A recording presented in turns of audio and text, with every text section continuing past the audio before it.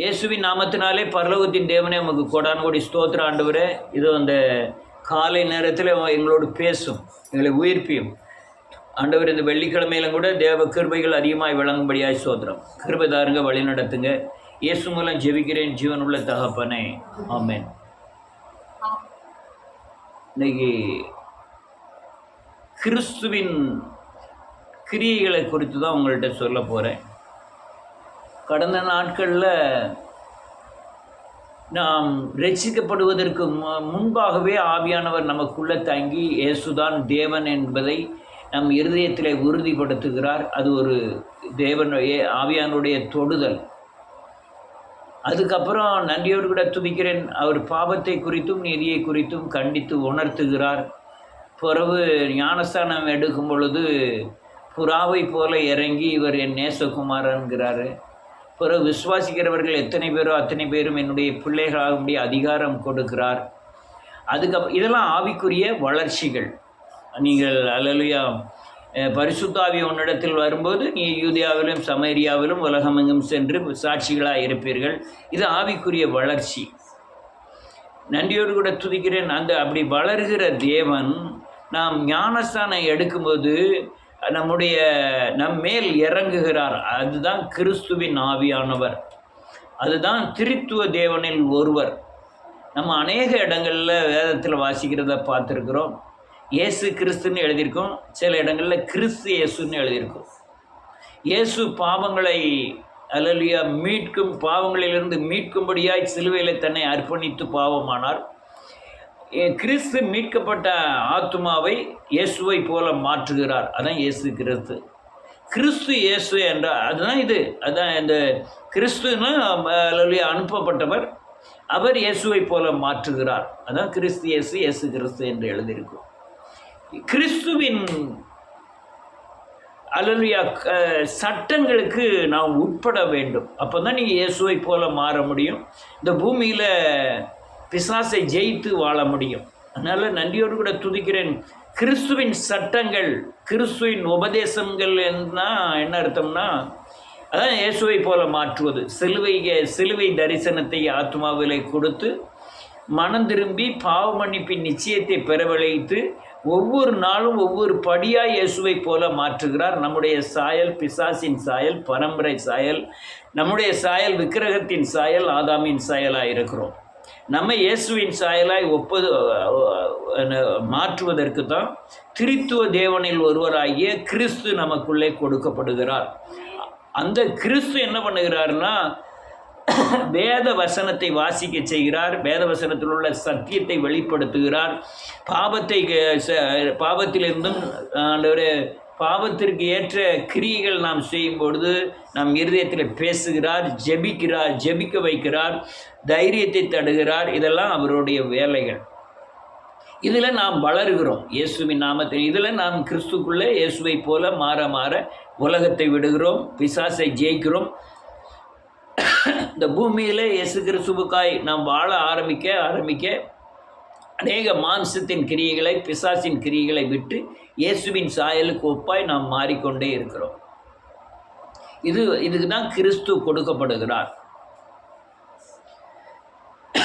இப்படி கொடுக்கப்படும் போது இயேசுவின் சாயல் நமக்கு வெளிப்பட ஆரம்பிக்கும். எப்படின்னா, நம்ம வேதவசனத்தில் படி நடக்கும்போது பிசாசு கிரியைகளாகிய அநேக கிரியைகள் நமக்குள் இருக்கிறது. அதை நாம் மனம் திரும்பி சிலுவையில் அல்லேலூயா பாவத்தை சிலுவையில் அறைந்த உடனே நாம் இயேசுவை போல மாறுகிறோம். இயேசுவின் சாயல் நமக்கு உள்ளே வரும். அந்த சாயல் அதுதான் நமக்கு ஒளின்னு பேர். அல்லேலூயா. அந்த கிறிஸ்து வந்தால் தான் நம்ம ஆத்மாவுக்கு ஜீவன் உண்டாகும், உயிர் உண்டாகும். அந்த ஜீவன் தான் பரலோக ராஜ்யத்திற்குள்ளே பிரவேசிக்குமே தவிர நம் சரீரமோ ஆவியோ பிரவேசிப்பதில்லை.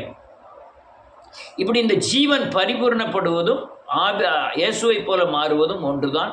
இயேசுவை போல மாற மாற நம் ஜீவன் பரிபூர்ணப்பட்டு கொண்டிருக்கும். இதுக்கு தான் இந்த கிறிஸ்துவின் ஆவியானவர் நமக்கு கொடுக்கப்பட்டிருக்கிறார். நாம் உலகத்திலே ஒளியாய் மாறுவோம். இந்த உலகத்தில் நாம் அல்லேலூயா நன்றியோடு கூட துதிக்கிறேன், உலகத்தின் ஒளியாய் மாறுவோம். அந்த ஒளி இந்த அல்லேலூயா கிறிஸ்துவின் பிரதியட்சமாக அந்த சிலுவை நமக்கு தரிசனமாய் பெற்று, ஆத்மாவிலே தரிசனமாய் பெற்று, பிசாசின் கிரியைகளில் இருந்தாலாம் அனுதினமும் விடுதலையாகி நாம் சத்தியத்தின் பாதையிலே நடந்து பிசாசை ஜெயிக்கக்கூடிய தேவ பலத்தையும் பிசாசின் கிரியைகளையும் அதனுடைய தன்மைகளையும் உணர்ந்து ஜெயிக்கக்கூடிய தேவ பலத்தை கர்த்தர் நமக்கு தருவார். அப்படி தந்து ஒவ்வொரு காரியங்களையும் நாம் முடிச்சுக்கிட்டே போய்கிட்டே இருப்போம் இயேசுவின் நாமத்தினால. இது எப்போ முடிவடையும்னா, நீங்கள் இயேசுவை போல பூரணப்படும் பொழுது நீங்கள் இந்த உலகத்திலிருந்து எடுத்துக்கொள்ளப்படுவீர்கள், அல்லது ரகசிய வருகை முந்துமையானால் நீங்கள் எடுத்துக்கொள்ளப்படுவீர்கள். நன்றியோடு கூட துதிக்கிறேன். அந்த காரியங்களுக்காக தான் நாம் காத்திருக்கிறோம். இப்போ கிறிஸ்துவின் அல்லேலூயா சுவிசேஷம் என்றால் என்னன்னா, அல்லேலூயா இயேசு மரித்தார், உயிர் தெழுந்திர ஆவியானவர் தான் கிறிஸ்துவின் சுவிசேஷம். அவர் தான் நான் இப்போ சொன்னது பூராமே அவருடைய கிரியைகளை பூரா தான் சுவிசேஷம், நற்செய்தின்னு பேர். இயேசுவின் சுவிசேஷம் என் பாவங்களுக்காய் சாபங்களுக்காய் அவர் சிலுவையிலே பலியானார், அது இயேசுவின் சுவிசேஷம். கிறிஸ்துவின் சுவிசேஷம் என்னை இயேசுவின் சாயலுக்கு ஒப்பாய் மாற்றுவதற்கு எனக்காக ஜெபம் பண்ணி, எனக்காக பிசாசை யுத்தம் பண்ணி, விசுவாசத்தை கொடுத்து, கனிகளை கொடுத்து, வரங்களை கொடுத்து என்னை பூரணப்படுத்துகிறார். அதாவது சுவிசேஷம், கிறிஸ்துவின் சுவிசேஷம். நாம் அல்லேலூயா இயேசுவை போல மாற மாற தேவன் மேலே இருந்த தேவ மகிமை நம் மேல் காணப்படும். நாம் உலகத்துக்கு பைத்தியமாய் மாறுவோம். ஆனால் அநேக மனிதருக்குள்ளே இருக்கிற பிசாசின் ஆதிக்கங்கள் நம்மை கண்டு பயப்படும். ஒரு வசனத்தை வாசிப்போம்.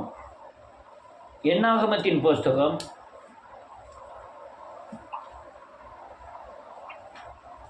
12வது அதிகாரம் 8வது வசனம்.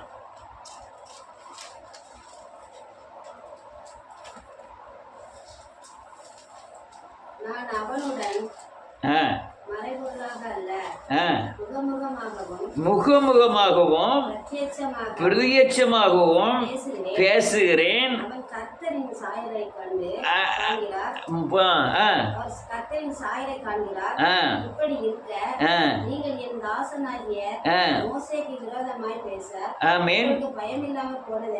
வேதம் சொல்லுது, தேவன் ஒரு மனுஷனோடு பேசுகிறார்.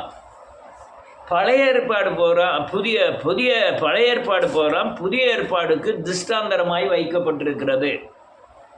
அங்கே எழுதப்பட்டவைகள் எல்லாம் ஆவியில் இங்கே நிறைவேறும். அது மாம்சத்துக்குரியது, இது ஆவிக்குரியது. அது நியாயப்பிரமாணம், இது ஆவியின் பிரமாணம்.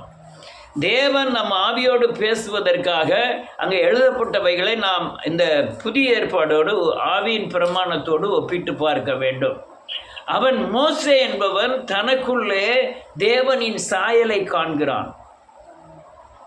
தேவனுடைய சாயலை காண்கிறபடியினால கண்டாதான் ஆண்டவர் அவனோடு மறைமுகமாக அல்ல, நேராகவே பிரத்யட்சமாகவே பேச ஆரம்பிக்கிறார். கிறிஸ்துவின் ஆவியை பெற்றால் மட்டும் போராது, மனம் திரும்பினால் மட்டும் போராது, தேவ ஆலோசனைகளை பெறக்கூடிய தேவ பலத்தை நீங்கள் பெற்றுக்கொள்ள வேண்டும். அல்லேலூயா. இந்த உலகத்துக்கு அடுத்த காரியங்களுக்காய் நீங்கள் இயேசுவை சேவித்தீர்களானால் இந்த மறைபொருள்கள் உங்களுக்கு மறைக்கப்படும். இந்த உலகத்துக்கு அடுத்த காரியங்கள் கோபம், பொறாமை, அகந்த, சகிப்புத்தன்மை இல்லாமை, அல்லேலூயா பெருமை, இப்படிலாம் காரியங்கள் இருந்ததுன்னா இந்த தேவனுடைய ஆலோசனைகள் அநேக காரியங்கள் மறைக்கப்படும். நீங்கள் தேவனோடு ஐக்கியமாகிறது குறைக்கப்படும். நன்றியோடு நீங்கள் தேவனோடு ஐக்கியமாக இருந்தீங்கன்னா நீங்கள் ஒரு சகிப்புத்தன்மை இருக்கும்.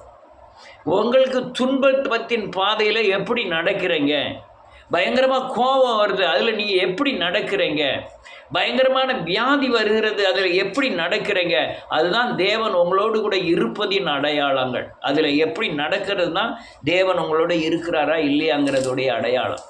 பிரச்சனை வரும்போது எப்படி சந்திக்கிறீங்க, அதுதான் தேவ ஆவியானவர் உங்களோடு கூட இருப்பதின் அடையாளம். அவர் சொல்லார், இல்லையா மறைமுகமாக இல்லை, நேருக்கு நேர் பேச. ஏன்னா அவனுக்குள்ள நான் தேவனுடைய சாயலை காண்கிறேன். கிறிஸ்து தேவனுடைய சாயலுக்கு ஒப்பாய் உங்களை மாற்றுகிறார். மாற்றும்போது தேவனை நீங்கள் முகமுகமாய் தரிசிக்க முடியும். அல்லேலூயா. மகிமை உங்கள் மேல் காணப்படும் போது அது உலகத்துக்கு ஒளியாய் மாறிடும்.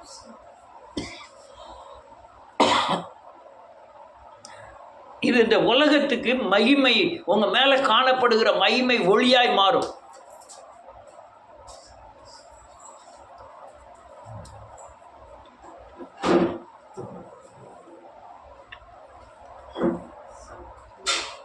அதுதான் வேதம் சொல்லுது, நான் உலகத்திற்கு ஒளியாய் வந்தேன் அப்படின்னு இயேசு சொன்னார்.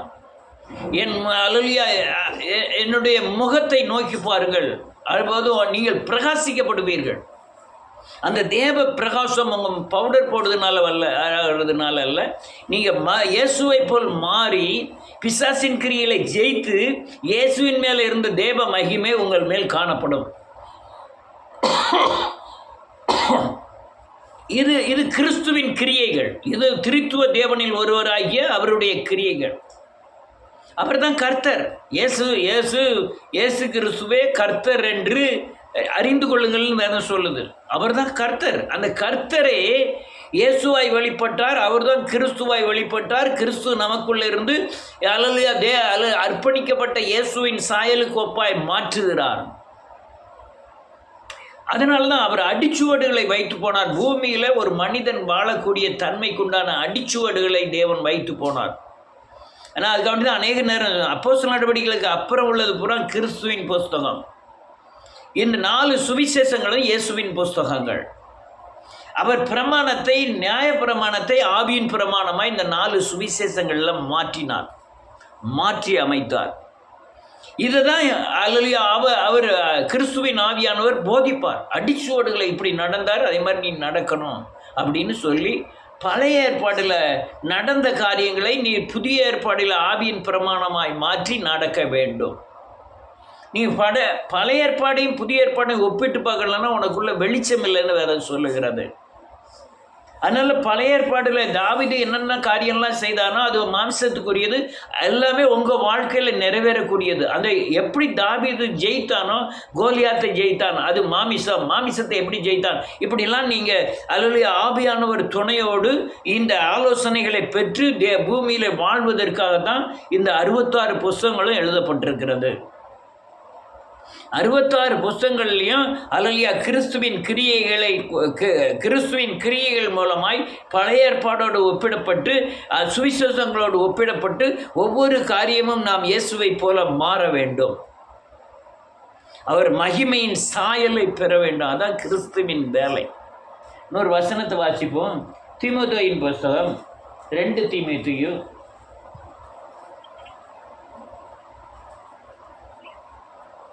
1 அதிகாரம் 10 வசனம்.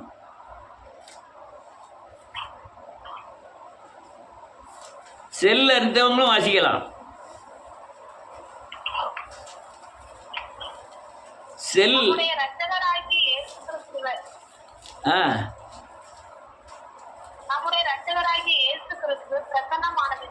ஆமென்.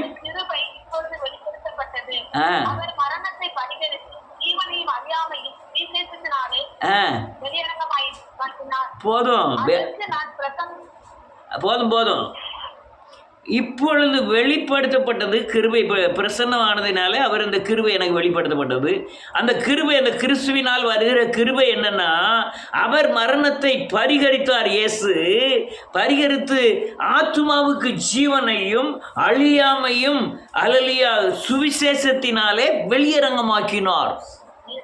மரணம் இல்லை என்பதை இப்போ இந்த லோக்கல் பிரசங்கள்லாம் ரொம்ப பண்ணுறாங்க. நீ சாவதில்லைன்னு சொல்லி பிரசங்கம் பண்ண, சரீர சாவை பற்றி பேசுகிறான். அப்படி பேசுகிறவங்களாம் எத்தனை பேர் செத்து போயிட்டான். நோய் வராதுன்னு பேசுகிறார். நோய் வரும், அதில் எப்படி விடுதலை ஆகிறோம் அதான் முக்கியம். மரணமே இல்லைன்னு பேசுகிறான். சரீர மரணம் வரதான் செய்யும். சரீரம் மண்ணான சரீரம் மண்ணுக்கு திரும்பும் தான் வேதம் சொல்லுகிறது. ஆனால் எது மரிக்காது? ஆத்துமா மரிப்பதில்லை. அதுக்காக தான் அவர் கிறிஸ்து மரணத்தை சந்தித்தார்னு வேதம் சொல்லுது. ஆத்துமா மரணத்தை, கிறிஸ்துவின் ஆத்துமா மரணத்தை சந்திக்காதனால அவர் உங்களுக்கு மரணத்தை ஜெயித்தவர். உங்கள் ஆத்துமா ஜீவனை பெற்று அது மரிப்பதில்லை, அது அழியாமையை தரித்து கொள்ளும். அதுதான் அவர் மரணத்தினால உண்டான ஆசீர்வாதம். இதுக்கு நேரம் தான் கிறிஸ்து உங்களை நடத்துவார்.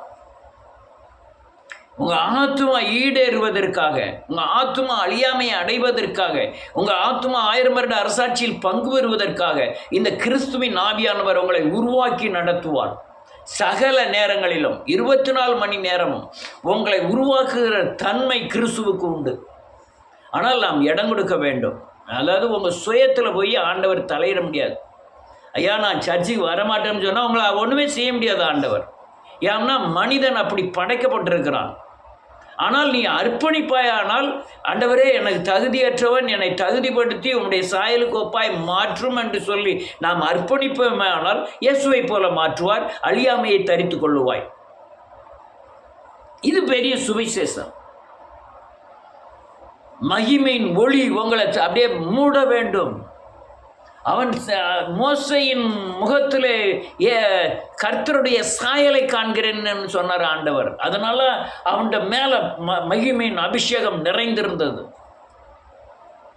இந்த காரியத்தை தெளிவாய் புரிந்து கொள்ளுங்கள். இதெல்லாம் நான் இப்ப சொல்லிட்டு வர்றது பூரா கிறிஸ்துவின் சுவிசேஷம். அதாவது திருத்துவ தேவனில் 3வது நபராகிய கிறிஸ்து. ஆனால் 3 பேர் ஒன்றா இருக்கிறாங்க. அதை மறக்கக்கூடாதுன்னா ஒயாமனை சொல்லிகிட்டே இருக்க 3 பேர் ஒன்றா இருக்கிறாங்க. இது இயேசுவின் காலம் வேறு, கிறிஸ்துவின் காலம் வேறு. இயேசுவின் காலத்தில் கிறிஸ்து இருந்தார், பரிசுத்த ஆவியார் இருந்தார். ஆனால் கிறிஸ்துவின் காலத்தில் இயேசுவும் இயேசு கர்த்தராய் இருக்கிறார். இது உருவாக்குகிறார் நம்மை. கிறிஸ்து நம்மை உருவாக்கி நடத்துகிறார். இப்போ சொன்னது பூரா கிறிஸ்துவின் கிரியைகள். இன்னொரு வசனத்தை வாசிப்போம். ஆத்திரமத்தின் புஸ்தகம் 24வது அதிகாரம் 15 வாசிக்கலாம்.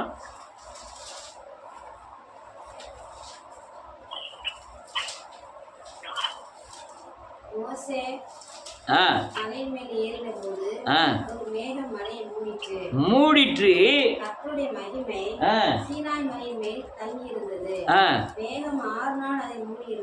ஆமென்.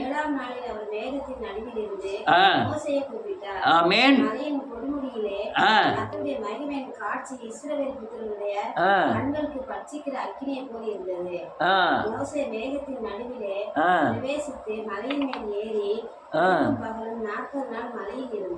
ஆமென்.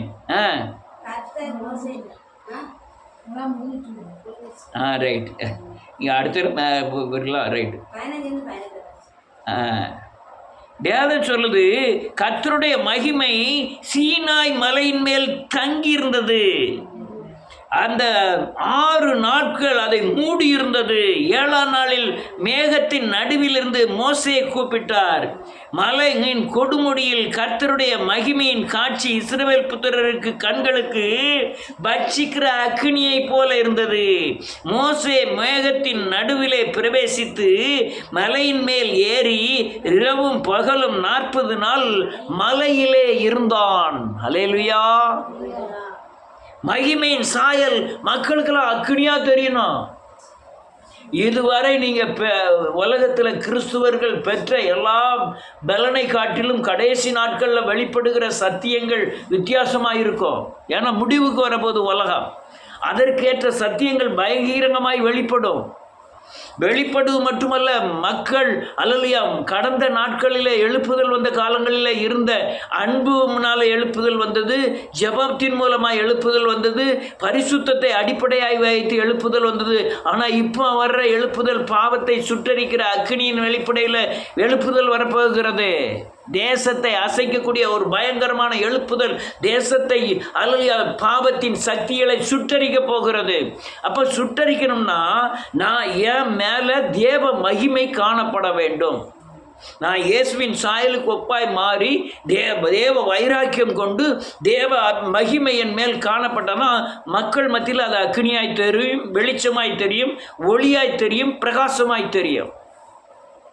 இதில் அப்படி தான் உருவாக்கப்படணும். இந்த பூமியில் உருவாக்கப்பட்டு அல்லையா பேசவே கூடாது. அல்லையா கிரியைகள் யாவும் அநேகரை விடுவிக்கிறதா மாறணும்.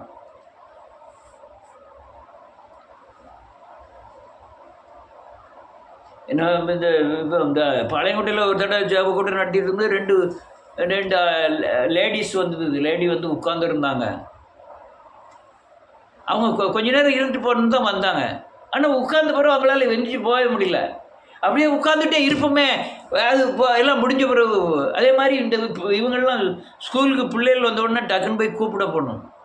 இங்கே டைம் ஆகிட்டே போகுது, அவங்க போகிறதுக்கு மனசு இல்லை, அப்படியே உட்காடுறாங்க. இது தேவ சத்தியங்கள் அவங்க இருதயத்தில் ஊடுருவன்னா போனோன்னு வசனத்திலால் உண்டாகிற தேவ மகிமை அவங்கள அலலியா உருவாக்கும்.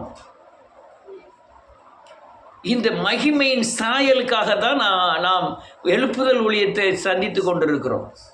ஒவ்வொரு மேலையும் மகிமையின் சாயல் வெளிப்படணும். நம்ம 10 வாரம் சந்தித்தோம்னா 2 ஆள் தான் தேவனுக்காய் நிற்கக்கூடியவர்கள் கிடைப்பார்கள்.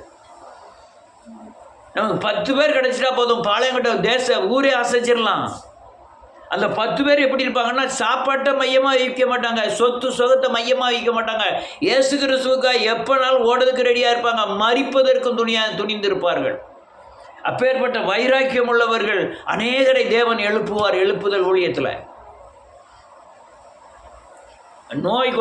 நோய் குணமானது, பேய் ஓடிச்சு, அதுக்காக எழுப்புதல் ஊழியம்ல இல்லை, ஆத்மாவிலே ஜீவன் பெறுவதற்காக தான் எழுப்புதல் ஊழியம்.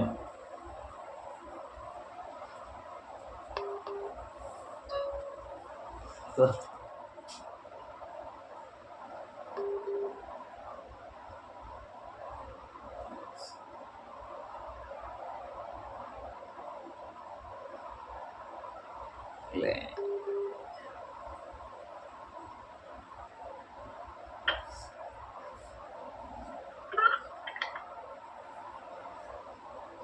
ரைட், கிஃப்டா வரவே இல்லையே.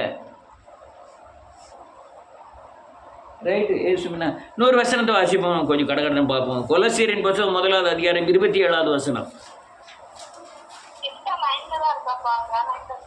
Right, okay. எபேசியர் இல்லை, கொலசீரின் புத்தகம் 1வது அதிகாரம் 27வது வசனம்.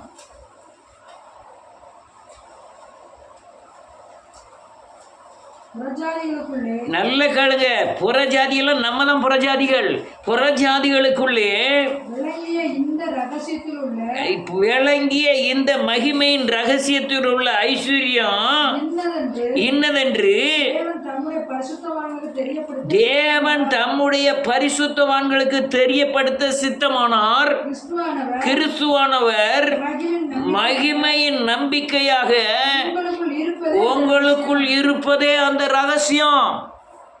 இன்னும் அநேகருக்கு கிறிஸ்துவ தெரியல. இன்னும் பெரிய பெரிய பெந்தேகோஸ்தே சர்ச்சுகள் பரிசுத்த ஆவியை மட்டும் அந்த 1ஆம் கிளாஸ்ல தான் இருக்காங்க. வளர்ச்சி வேணும். கிறிஸ்துவின் திருத்துவ தேவனின் ஆளுகையில் நமக்குள்ள வரணும். இன்னும் அபிஷேகம், இன்னும் கடைசி வரை 20 வருஷம் சர்ச்சு நடத்தினாலும் அதே அபிஷேகம், அதே அந்நிய பாசை, அதே ஓட்டம் தான் ஓடிக்கிட்டு இருக்காங்க. மறுரூப மதத்தின் சாயல் தான் காணப்படுகிறதே தவிர கிறிஸ்துவின் கிரியைகள் காணப்படலை. மகிமையின் நம்பிக்கையாய் தேவன் நமக்குள்ள இருப்பதே அந்த ரகசியம். எல்லா ஊழியங்களை பார்க்கிறோம், பெந்தேகோஸ்தே ஊழியங்கள் தான் பயங்கரமான டவுன் ஆகுது. மற்ற ஊழியங்கள்லாம் ஓரளவு எழும்பி வருகிறது. அதனால் நன்றியோடு கூட துதிக்கிறேன். அல்லேலூயா. அவன் அப்படி பேசுகிறான், இவன் இப்படி பேசுகிறான். கள்ள ஊழியக்காரர்களை குறித்தும் கள்ள கிறிஸ்துவர்களை குறித்தும் அநேகர் அவங்கள வச்சே ஊழியம் செஞ்சுக்கிட்டு இருக்காங்க. அது நம்ம பொறுப்பு இல்லை. நாம் இயேசுவை போல மாற்றணும். இயேசு கிறிஸ்துவின் மகிமை ஒரு அப்பாவி மேலே, ஒரு பலவீனமான பாண்டங்கள் மேலே, ஒரு படிக்காதவன் மேலே வெளிப்படும் பகிரங்கமாய். படித்தவர்கள் மேலேயும் வெளிப்படும்னா எப்போம்னா அவங்க உலகத்தின் மேன்மையை ஒரு குப்பையின் தூசியுமாய் எப்போ எண்ணுகிறார்களோ அவங்க மேலே தேவ மகிமை வெளியரங்கமாகும். அதுக்கு தான் தேவ ஊழியங்கள் கடைசி கால ஊழியமே தவிர இந்த அல்லேலூயா இந்த உபதேச குழப்பங்களுக்கு அல்ல. நிறைய ஊழியங்கள் அந்தி கிறிஸ்துவின் ஊழியங்களாய் மாறி போனது. நாம் பார்வைக்கு தான் அந்தி கிறிஸ்துவை குறைச்சி பேசுகிற மாதிரி தெரியுமே தவிர, சுட்டி காண்பிக்கிறமே தவிர, அதுவே ஊழியம் என்று நினைத்துட்டு இருக்கிறது தான் அந்தி கிரியைகள் தான். சொல்ல வேண்டிதான். ஒரு தவறுகளை, ஒரு மீறுதலான சபைகளை, உபதேசங்களை, ஊழியர்களை சொல்லலாம். ஆனால் அதுதான் ஊழியன்னு போயிட்டு இருந்தால் அது தவறான காரியம். நாம் செய்ய வேண்டிய காரியம் நிறைய இருக்குது. இதை விட்டுட்டு ஒரு ஊழியக்காரன் தவறாக நடந்தது அதே பேசிக்கிட்டு இருந்து பிரயோஜனம் என்ன இருக்கிறது? நான் இப்போ இப்படி பேசுகிறவங்கள்ட்ட நான் பதில் எழுதுக்கு ரெடி. ஆனால் அதுவும் எனக்கு என் வேலை இல்லையேங்கிறதுக்காக தான் எழுதலை. அவர் எழுதுக்கு நான் பதில் எழுதணும், நான் பதில் எழுதுக்கு அவர் பதில் எழுத, இது எனக்கு தேவையும் இல்லை. ஆனால் காரியம் என்ன? இயேசுவை சொல்லுவோம், அவ்வளோதான். அந்தி கிறிஸ்துவை சொல்ல வேணும்னா பைபிள் சொல்லவே இல்லை. இயேசுவை சொல்லுவோம். இன்னொரு காரியம் என்னென்னா, உன் கையில் 10 பேர் இருக்காங்களா, அவங்கள கிறிஸ்துக்குள்ள இயேசுவை போல மாற்றினா போதும். பெரிய 1000 பேர் 2000 பேர்லாம் வர தேவையில்லை. 10 பேரை இயேசுவை போல மாற்றுங்க போதும். அவங்க சாபத்திலிருந்து விடுதலையாக்கி, பாவப்பிடியிலிருந்து விடுதலையாக்கி, ஜென்ம சுவாபங்களிலிருந்து விடுதலையாக்கி, உலகத்தின் சக்தியிலிருந்து விடுதலையாக்கி, இயேசுவின் வசனத்தின் மேலே அவன் வாழ்க்கையை அமைத்து இயேசுவை போல மாற்றி இயேசுவின் மேலே கண்ட மகிமை அவன் மேல் காண செய்து தேசத்தில் சுதந்திரமாய் அல்லேலூயா பாதுகாப்பாய் விடுதலையாய் தைரியமாய் வாழக்கூடிய பலனை பெற்ற மனுஷனை உருவாக்கினாலே போதுமானது. நேரம் ஆகிட்டு ஒரே ஒரு அதிகாரத்தை கொஞ்சம் வசனத்தை மாத்திரம் வாசித்து நான் முடிக்க போகிறோம். வாசிக்கலாம். 2 கொரிந்தியர் புத்தகம் 4வது அதிகாரம். 2 கொரிந்தியரின் புத்தகம் 4வது அதிகாரம். பைபிளில் செல்ல உள்ளவங்க தான் வாசிக்கணும். 4வது வசனத்திலிருந்து வாசிக்கலாம்.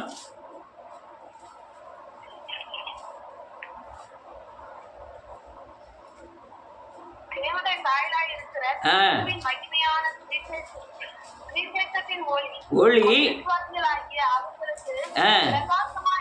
இராதபடிக்கு தேவனானவன் அவர்களுடைய மனதை குருடாக்கினான். ஒரு நிமிஷம்.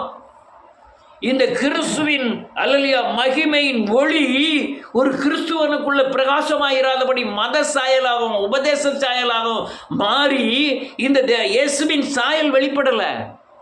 இது அந்த மகிமை இயேசுவின் சாயலில் தான் கொண்டு வரணும். அடிச்சுவடுகள் இயேசுவினை தான் அடிச்சுவடாய் வைத்திருக்கிறோம். இயேசுவை தான் மாதிரியாக வைத்திருக்கிறோம். அதுதான் அவர் வாழ்ந்துட்டு இந்த பூமியை விட்டு கடந்து போய் இருக்கிறாரு.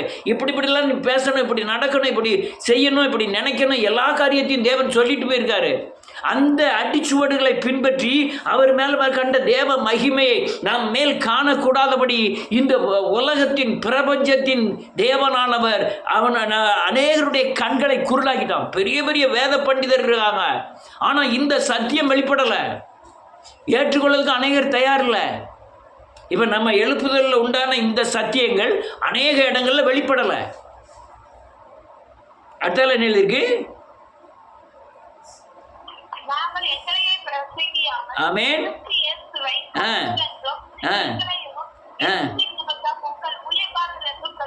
ஆமென். நாங்க கிறிஸ்து என்னை இயேசுவை போல மாற்றுகிறார், அவர் தான் கர்த்தர் என்று பிரசங்கித்துக் கொண்டிருக்கிறோம். கிறிஸ்து உயிர்த்தெழுந்த ஆவியானவர் எனக்குள்ள ஆவியானவராக இருந்து வளர்ச்சி அடைந்து அவர் கிறிஸ்துவாய் திருத்துவ தேவனில் ஒருவராய் எனக்குள்ள அமர்ந்து இயேசுவை போல மாற்றுகிறார். அவர் தான் கர்த்தர் என்று நாங்கள் பிரசங்கித்துக் கொண்டிருக்கிறோம். இப்போ நான் சொல்ற அநேக காரியங்கள் இந்த உபதேச குழப்பம் மாதிரி தெரியும். இது குழப்பம் இல்லை, இதுதான் சரியான வழி. நான் இதுக்கு 1000 வசனங்களை காண்பிக்க ரெடி. ஏகப்பட்ட வசனங்கள் அப்போஸ்தலர்ல இருந்து அதில் வெளிப்படுத்தின விசேஷம் வரையும் காண்பிக்க ரெடி. அடுத்தால என்ன இருக்கு? 6வது வசனம். தேவன்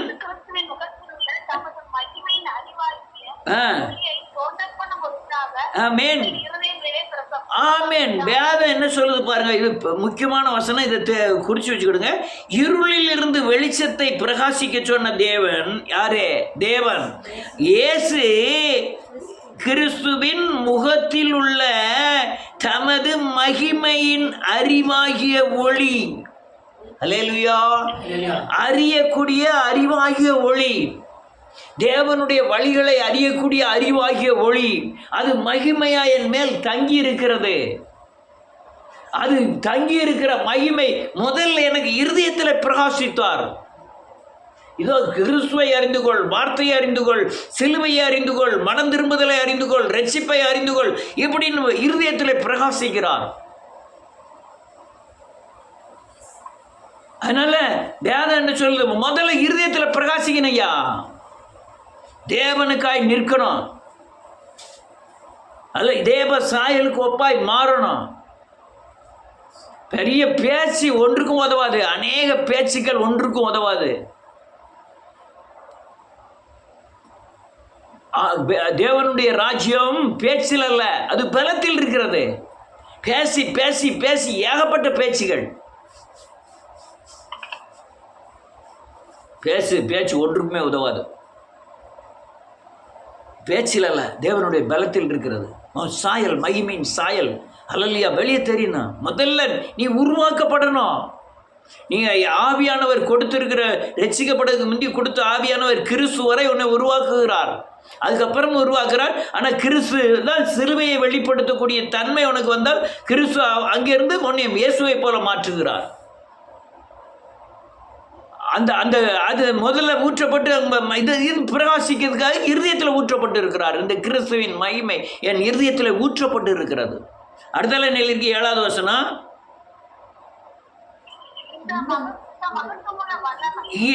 அதாவது எந்த மகத்துவம் உள்ள ஒரு நிமிஷம், எந்த மகத்துவம் உள்ள வல்லமை? அவர் இருளை வெளிச்சமாய் மாற்றினார அந்த மகிமையின் மகத்துவம் உள்ள வல்லமை. பாசிமா விளங்கும்படி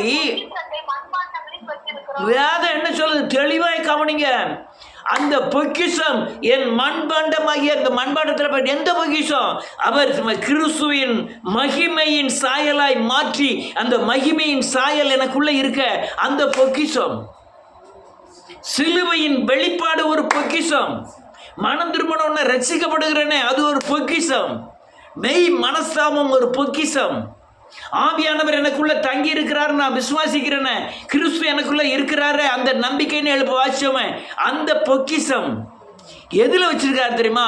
இந்த உடைஞ்சு போகிற மண்பாண்டத்தில் வச்சிருக்கிறார். பொற்பாண்டம் அல்ல, இரும்பினால் உண்டாகிற பாண்டம் அல்ல, மரத்தினால் உண்டான பாத்திரம் அல்ல. இது மண்பாண்டம் உடைஞ்சு போகக்கூடியது. இந்த மண்பாண்டத்தில் இவ்வளோ பெரிய மகிமையை தேவன் வைத்திருக்கிறார். இன்னைக்கு மூச்சை கர்த்தர் எடுத்துட்டா நாளைக்கு பிணமாயிருவோம். ஜீவனை கொடுக்கவும் எடுக்கவும் அவருக்கு அதிகாரம் உண்டு. இயேசுவுக்கும் அதிகாரம் உண்டுன்னு எழுதியிருக்கிறது. அல்லேலூயா. இந்த மண்பாண்டத்தில் பெற்றிருக்கிறேன் தேவனுடைய மகிமையின் சாயல். இயேசுவை மேலே இயேசு கிறிஸ்து மேலே வைக்கிற நம்பிக்கை இந்த மண்பாண்டத்தில் பெற்றிருக்கிறேன். பரலோகம் நிச்சயம் என்ற நம்பிக்கையை இந்த மண்பாண்டத்தில் பெற்றிருக்கிறேன். பிசாசை ஜெயிப்பென்கிற நிச்சயத்தை இந்த மண்பாண்டத்தில் பெற்றிருக்கிறேன். வேத வசனம்தான் தேவன்கிறத அறிந்து இந்த மண்பாண்டத்தில் பெற்றிருக்கிறேன். ஒவ்வொரு வார்த்தையிலும் தேவன் இருக்கிறாருங்கிறத இந்த மண்பாண்டத்தில் பெற்றிருக்கிறேன். இந்த மண்பாண்டம் உடையக்கூடியதுதான், அற்பமானது தான், ஆனால் எடுத்து வணைய தேவனால் முடியும். அடுத்தல 8,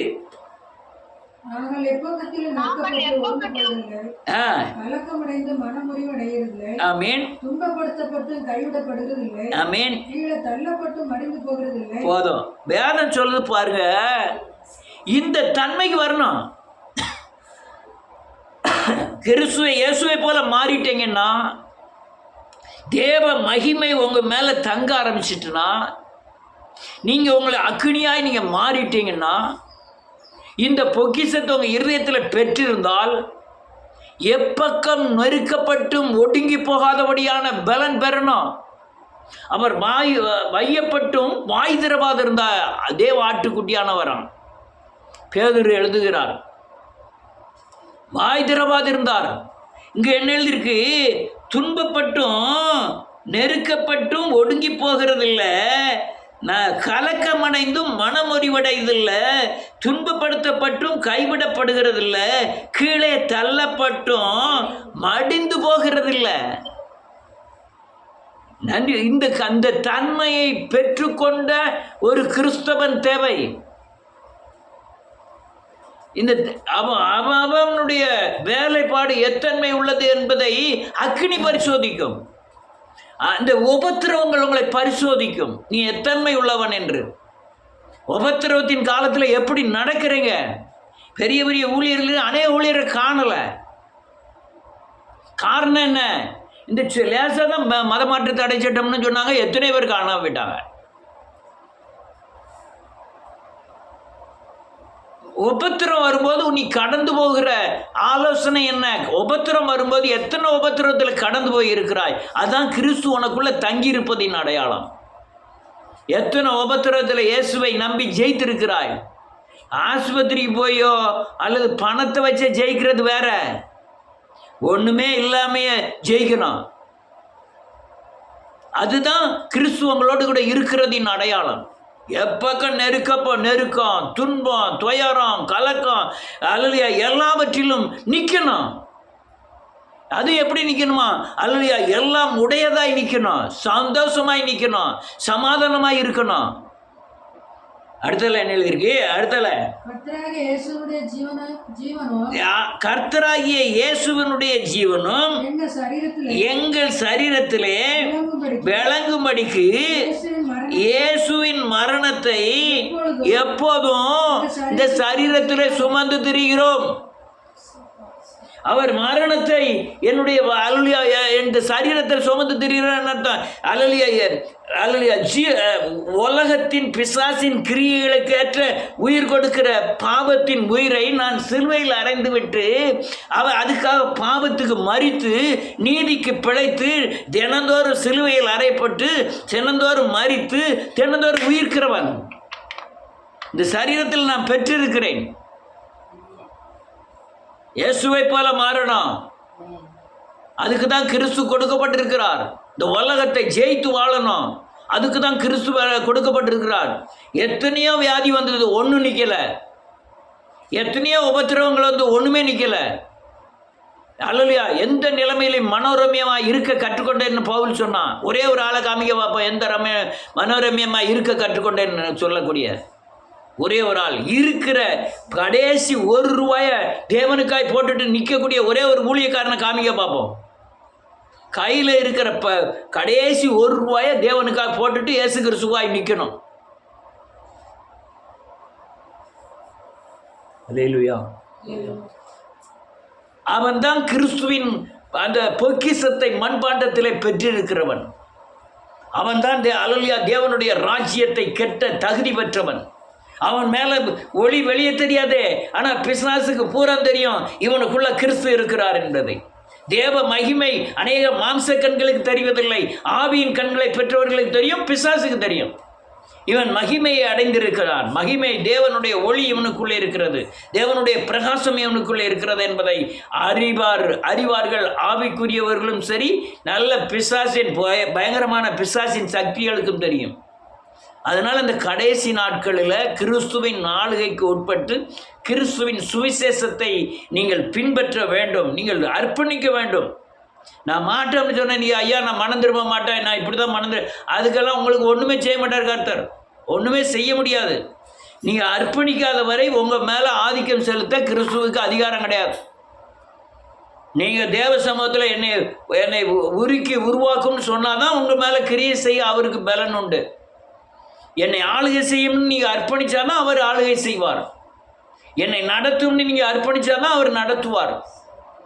அதனால் இந்த காரியங்கள்லாம் தெளிவாக புரிந்துக்கிடுங்க. காலங்கள் இனி செல்லாது.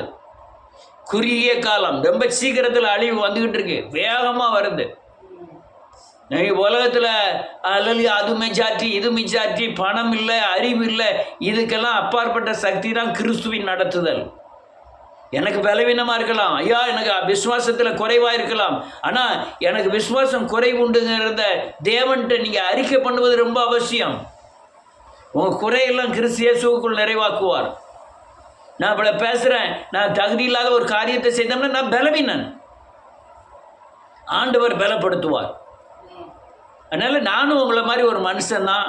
ஆனால் நான் பேசுகிறதெல்லாம் நடக்க முயற்சிக்கிறேன். அதே மாதிரி நீங்கள் அதிகமாக முயற்சிக்க வேண்டும். கர்த்தர் உங்களை ஆசீர்வதிப்பாராக. எல்லாரும் மனங்கள் படிக்கலாம்.